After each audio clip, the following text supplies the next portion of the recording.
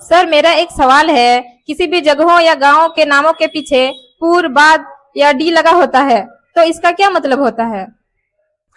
बहुत अच्छा सवाल है। ये सवाल देखिए ये है कि आप लोग देखे होंगे कि जितना भी शहर होता है या गांव होता है तो नाम के पीछे या तो बाद लगा हुआ रहता है या पूर लगा हुआ रहता है या फिर देखिएगा डी लगा हुआ रहता है। जैसे मान लीजिए पूर लगा हुआ है तो जयपुर, कानपुर नाम सुने होंगे।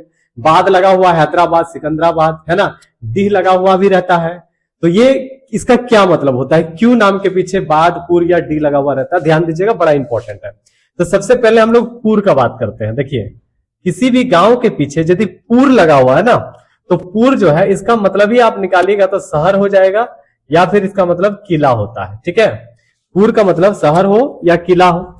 यदि कहीं पूर लगा हुआ है तो समझ लीजिए कि ये जो क्षेत्र है ना, याद रखिएगा ये बहुत ज्यादा प्राचीन है, ये बहुत ज्यादा प्राचीन है और याद रखिएगा ऐतिहासिक है ना।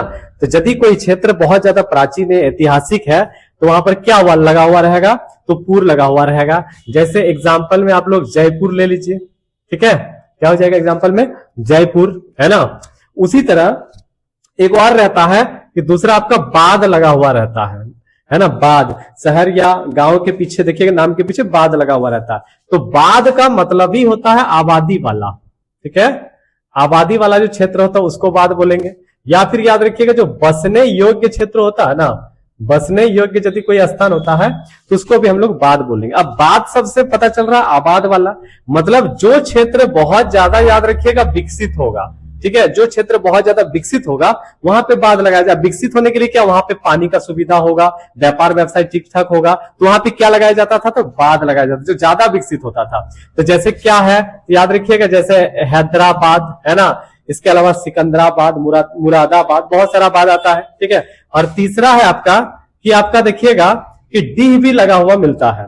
तो जनरली डी का प्रयोग ज्यादातर गांव और बस्ती के लिए होता है। डी का मतलब ही आप देखिएगा इसका मतलब गांव हो जाएगा या फिर याद रखिएगा बस्ती हो जाएगा। ठीक है, लेकिन याद रखिएगा डी उसी वही लगाया जाता है जो प्राचीन बस्ती होता है, जो बहुत ज्यादा प्राचीन मतलब पुराना जो बस्ती होता है ना, उस बस्ती या गांव के पीछे देखिएगा या शहर के पीछे डी लगाया जाता है। जैसे आप लोग सुने होंगे, जैसे झारखंड में एक है गिरिडीह, नाम सुने होंगे, है ना। तो दोस्तों ये तो आप लोगों को पता चल गया कि पूर हो गया, बाद हो गया, डी, है ना। बाकी आप लोग कमेंट में बताइएगा कि आप लोगों के शहर का या गांव का नाम क्या है। और यदि आप लोगों को वीडियो अच्छा लगा है तो लाइक शेयर कीजिएगा और फॉलो जरूर कर लीजिए।